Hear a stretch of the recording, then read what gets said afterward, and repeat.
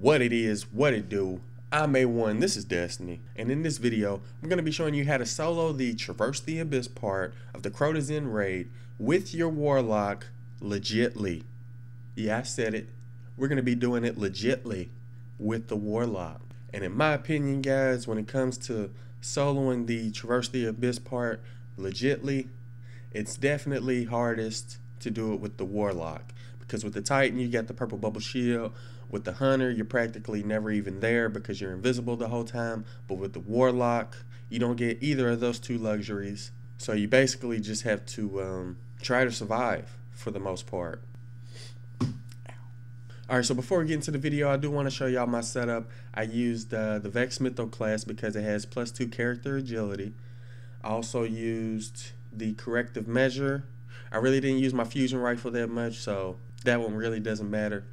You kind of just want to make sure that you have at least one weapon in your primary or special weapon slot that has +2 character agility. Now when it comes to armor, the exotic armor that I used were the Sunbreakers, and basically I used those because they increase the duration of your solar grenade, which we're going to be using a lot of, by the way. And not only do they increase the duration, but every time you get melee damage, it fills up your grenades. So I would definitely recommend using these Sunbreakers, but I'm sure you can possibly do it with another exotic as well. As for the rest of the armor, you just want to make sure that you invest in intellect and discipline as much as you can, because we're going to be using both our super ability and our grenades a lot. So if you want to use the method in this video, you definitely want to have some intellect and discipline. And strength doesn't really matter because we're not going to be using our special melee that much. Alright, now when it comes to my setup, the first thing you want to have is the Fireborn perk. This is the one that allows you to self-resurrect every time you die. Chances are you will end up dying at least once or twice when you solo with the Warlock legit, so you're definitely going to want this Fireborn perk. The next one I used was Brimstone, but to be honest, this one probably really doesn't matter that much. You can either use the Flame Shield or the Brimstone. It's sort of a personal call, but that one really doesn't matter. And again, when you're trying to traverse the Abyss solo, you definitely want to invest in speed as much as you can. Now the next perk is called Radiant Wheel, and it increases the duration of the radiance. So every time you die and use your super ability to come back to life, your super ability will last a little bit longer if you have this option chosen. So I definitely recommend using this one over the other two. Again, we selected the attribute that had the most speed. And the last attribute that you most certainly must have is called Gift of the Sun. And what this does is it allows you to have up to 2 grenades at once.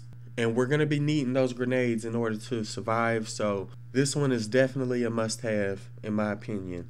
Now, like I mentioned earlier, when you're trying to solo the Traverse the Abyss legit, it's definitely hardest to do it with the Warlock. So if you can't solo with the Warlock legit, there are a couple cheesy methods you can use that are still available as of now. They haven't been patched.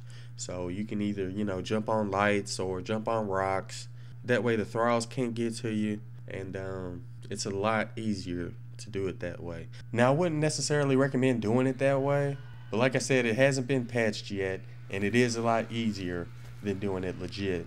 But if they ever do patch it to where you can't stand on rocks or lights, then you can use the method in this video and still be able to solo the Traverse the Abyss with the Warlock. Alright, so my method, basically I waited the first light a couple seconds to get my weight of darkness all the way down. And I waited the first light because if you get your weight of darkness all the way down at the first light, you don't have to wait at the second light at all.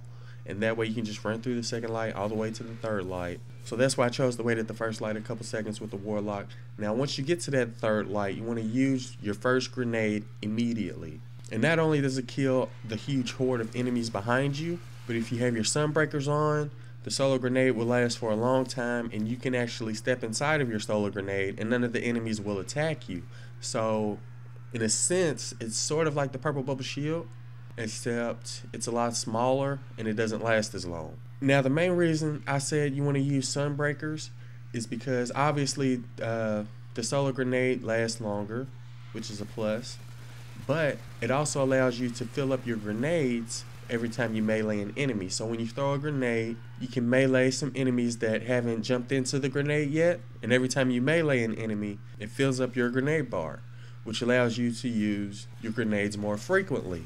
So after you get to the third light, you basically want to throw a grenade at the light, melee the enemies that didn't die in that grenade to fill up your second grenade, and then once that grenade disappears, your weight should already be down by then, and you can go ahead and run off to the next light and do the same thing all over again. Now you probably won't have to use the grenade at every single light. If your weight of darkness is already down and there aren't that many enemies behind you, just go ahead and run off to the next light without using any grenades. Now chances are you're not going to be able to make it all the way to the bridge without dying at least once. But if you die, it's no big deal. Usually I died around the 7th or 8th lamp. It's no big deal. You should have your super ability full by then. So if you die in the beginning or in the middle, just go ahead and self-revive and try to fill up your super ability before you reach the end. Now once you make it to the end, the best advice I have for you is to just try to survive as long as you can without using your super ability. If you can last at least like 30 seconds or so after you've activated the bridge,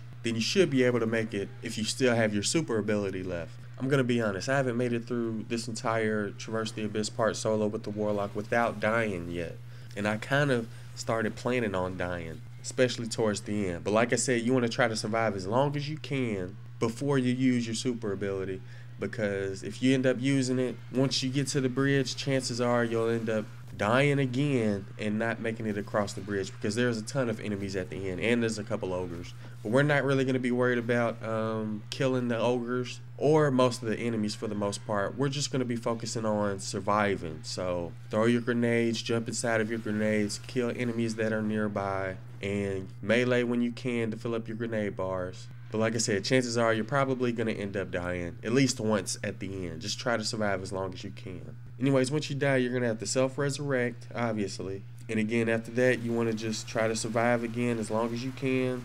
Throw your grenades and hide inside of them to keep the enemies away from you. And another thing that I did was I tried to hide behind some rocks so the ogres couldn't shoot me. Because if you're out in the open, the ogres will definitely take you out, whether you're hiding in a grenade or not. So try to throw your grenades behind some rocks or pillars to where the ogres won't be able to see you, and the grenades will keep all the other enemies away. Anyways, that's pretty much it when it comes to soloing the Traverse the Abyss with the Warlock legitly. If you enjoyed the video or found it useful, don't forget to do what you do.